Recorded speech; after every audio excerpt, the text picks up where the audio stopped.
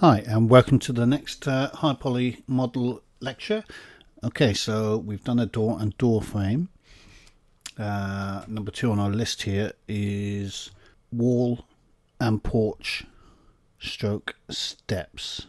Like the last one, I'll have to split this because I think it'll take too long to do all of that in one lecture. So I'm going to try and use some different techniques. I mean, one thing we could do is which is what some artists do, is build a really high poly model version of this, then bake out normal maps and ambient occlusion maps, and then apply them to the low poly version of this mesh. I'm not sure if I'm going to do that for the hut, but we may approach that technique for the porch, just to show you different modeling techniques and ways of approaching things differently.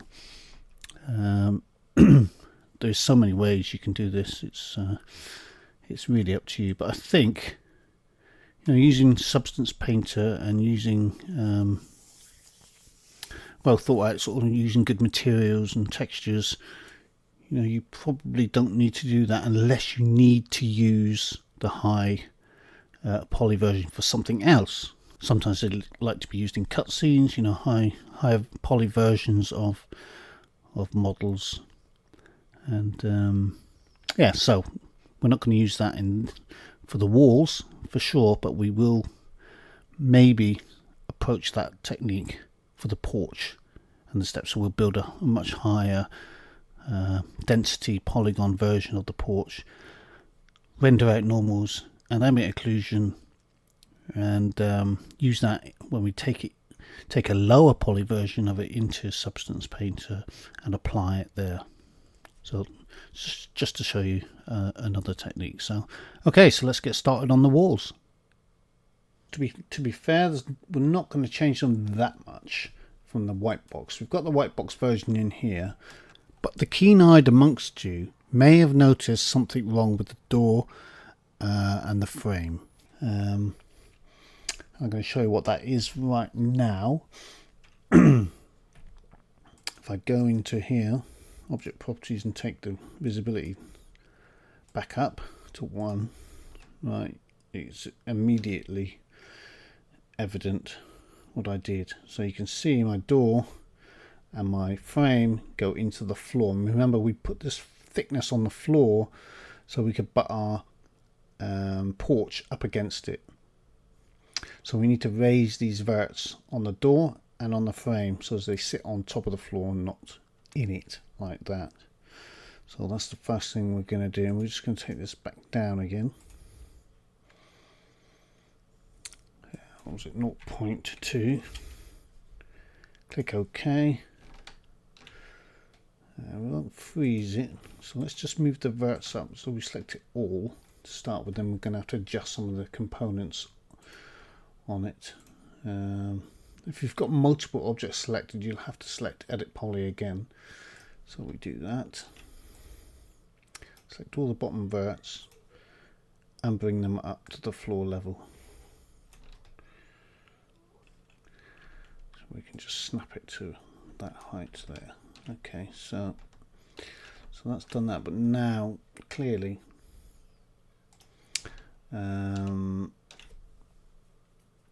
the Z on our door is not quite right. So what we're going to have to do here is select components like this.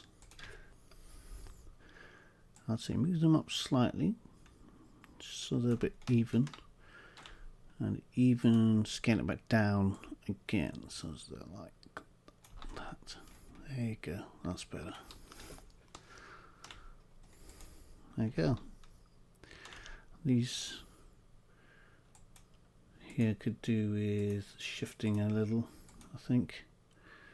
Okay, now we just deselect and just select the frame on its own.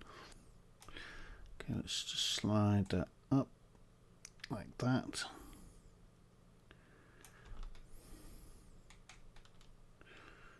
And that will do. So that's cool. Okay, so just wanted to show you that. and fix it. Collapse the stack on that. There we have it.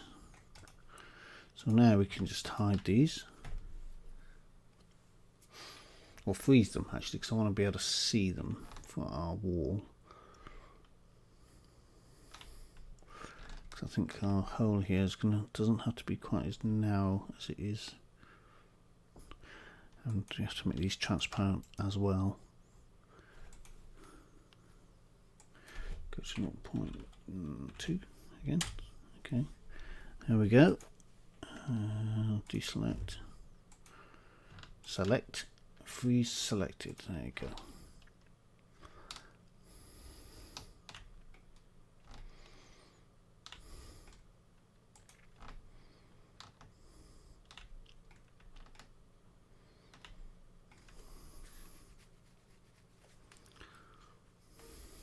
Right, we're now going to build our wall. It's going to be pretty basic.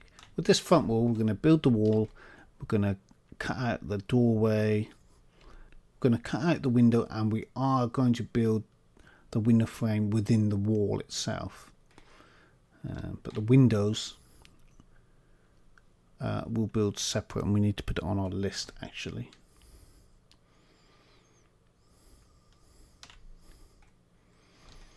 Okay, so let's do the front wall first. Just to kick this off, create box. So let's just get the thickness right. We can always change it. Let's just start with the box. There we go. Let's move this in.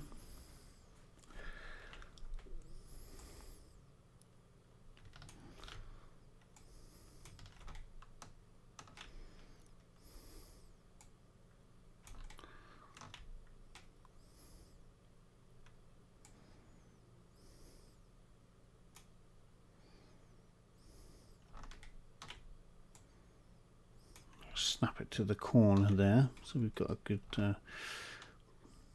good starting block. So now we need some additional edges. See, that's just not quite long enough. I want to, it doesn't matter if we push it slightly into the frame. It will work. We'll keep the caps for the same reason as I described earlier for the lighting. The same on the top. Like hit it and stop. It won't bleed through.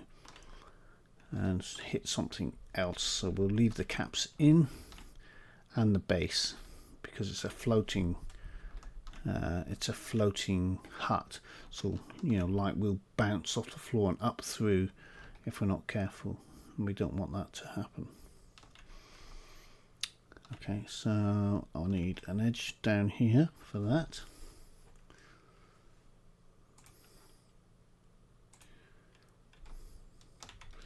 A bit thick actually, so let's just thin it out. So it's the same as the wall, the previous wall, and and the door frame will sort of protrude from it when it sort of sits up against it like that.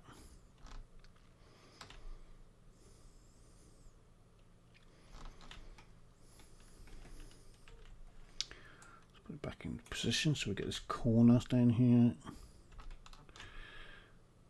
In position, snap it to there like that.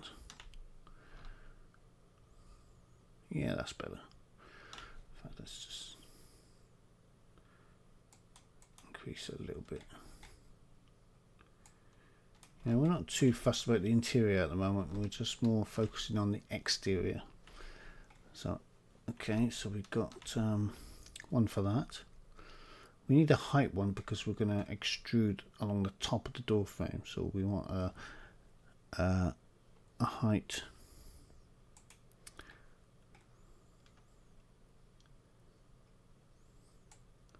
Let's take it up first to the correct height. Yep, that's fine. Let's give it another height segment. Okay, so that's all we need really. Do we want to add any more detail? If we do, we can always do some extra loops. Okay, so let's convert that to a editable poly like that. Snap. can move this over to here. Now that will be the thickness of the wall on the interior.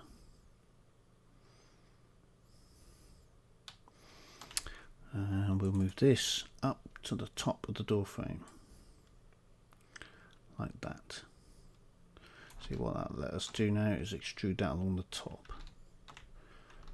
So that's cool. So let's do that first.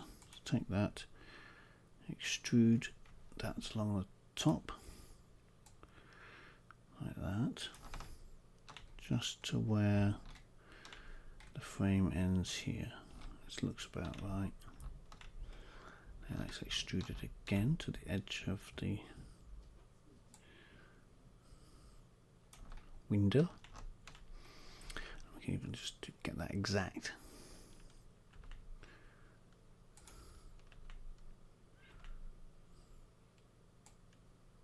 Nope, wrong way. So let's just snap it to there. Just double check. Yeah, there we go. Okay, that's cool. Now we can extrude this down. So as it sits. Okay, let's just pull it down the rest of the way.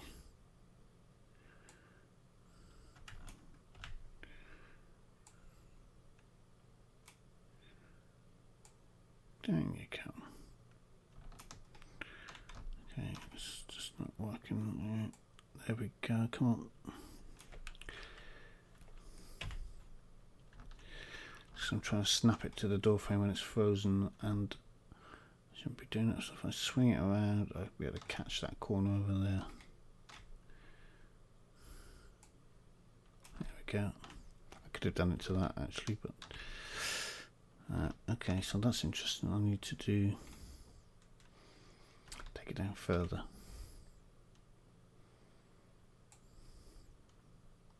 There. Okay, we can do did need an extra loop because we want one. We need one for the floor.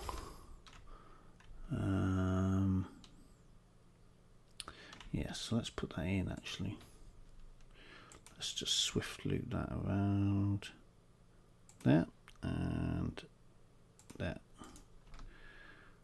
That's good. Okay, now I need to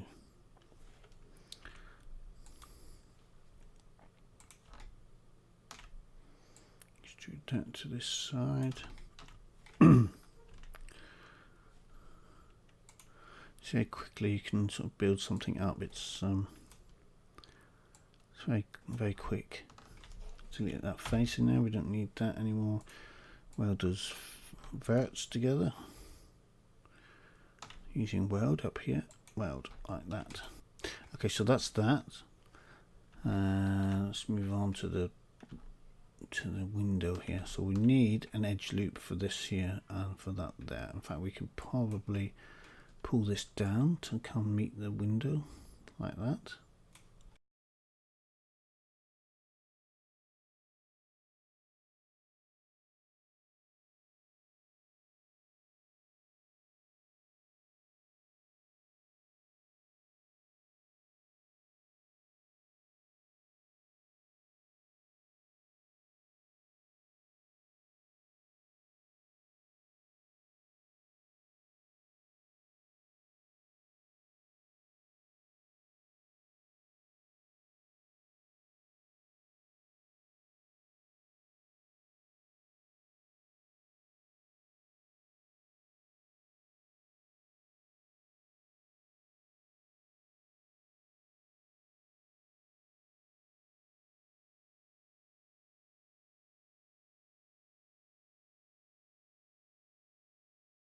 That's our front, if you like. Let's just double check the door because okay, we've got plenty of. Let's unfreeze everything and have a look. Unfreeze all. Select these two. Object properties. Make that one again. Right. So Is it protruding enough? Okay, so it's more on the inside. It's on the outside. We could probably move our door on our frame slightly so that it comes outside more.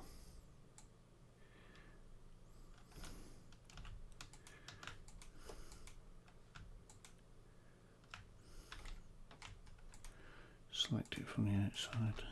Oh, got the selecting the hut there. Have to be careful.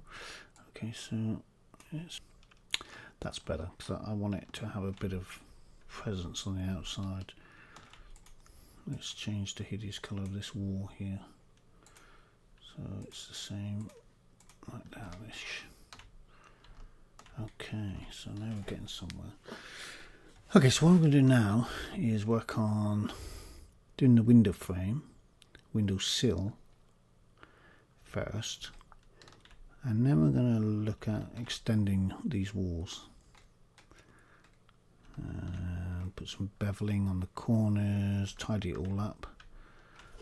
Yep, so okay, let's do that.